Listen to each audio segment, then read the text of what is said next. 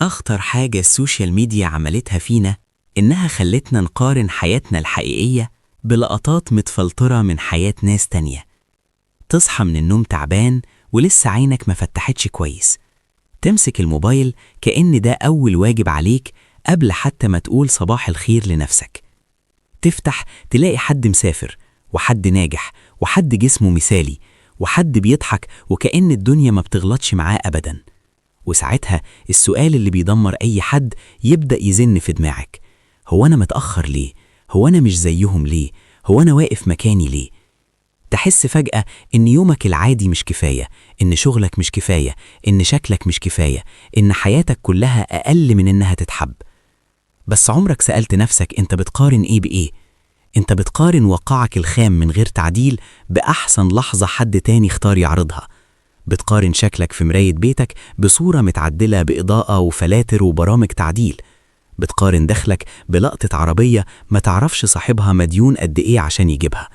بتقارن رحلتك اللي لسه في أولها بلقطة وصول حد تاني بعد سنين تعب أنت ما شفتهاش. المقارنة دي ظلمة لأنها ما بتعرضش غير النتيجة وما بتحكيش عن السنين اللي قبلها.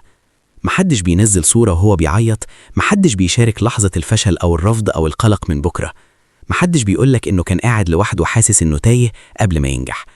الصورة بتتعدل والابتسامة بتتظبط والحقيقة بتستخبى ورا الكواليس، وإنت من كتر المقارنة تبدأ تحس إن حياتك قليلة، تبدأ تشك في نفسك وفي قدراتك، ويمكن توصل لمرحلة إنك تبطل تحاول أصلاً عشان حاسس إنك متأخر.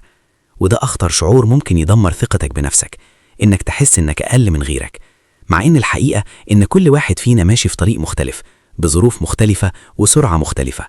في حد بدأ قبلك بسنين، وفي حد عنده دعم مادي أو معنوي أنت ما تحصلش عليه، وفي حد شكله كامل على الشاشة لكنه من جواه محطم ومش مرتاح.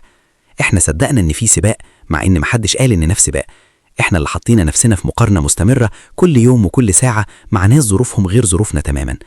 طب ليه ما نقارنش نفسنا بنفسنا؟ ليه ما نبصش لنسخة امبارح ونشوف إحنا تقدمنا قد إيه حتى لو خطوة صغيرة؟ لو النهاردة أحسن 1% بس من امبارح أنت بتتقدم فعلاً. لو اتعلمت مهارة بسيطة أو سيطرت على عادة وحشة أنت كسبان. لو حاولت تاني بعد فشل محدش شافه أنت أقوى من ناس كتير. الحياة مش محتاجة تبقى مثالية عشان تبقى قيمة، حياتك محتاجة تبقى حقيقية وصادقة مع نفسك، محتاجة تبطل تحط نفسك في مقارنة ظلمة مع صورة مش كاملة. افتكر دايما إن الصورة مش هي الحقيقة، وإن اللي بيتعرض قدامك جزء صغير جدا من القصة، وإن رضاك عن نفسك أهم بكتير من أي لايك وأي متابعة وأي انبهار لحظي. ما تخليش لقطة مدتها ثواني تخليك تشك في سنين تعب عشتهم. ما تخليش صورة متعدلة تخليك تكره شكلك الطبيعي. ما تخليش إنجاز حد تاني يحسسك إن إنجازك ملوش قيمة. أنت مش متأخر، أنت ماشي بطريقتك وبسرعتك وفي طريقك الخاص. وأهم سباق في حياتك مش إنك تسبق حد، أهم سباق إنك توصل لنسخة ترضيك أنت، مش نسخة تبهر الناس، نسخة تحترم نفسها قدام المراية من غير فلتر ومن غير مقارنة ومن غير إحساس دائم إنك أغل. إشارة بإيدك على زر الاشتراك.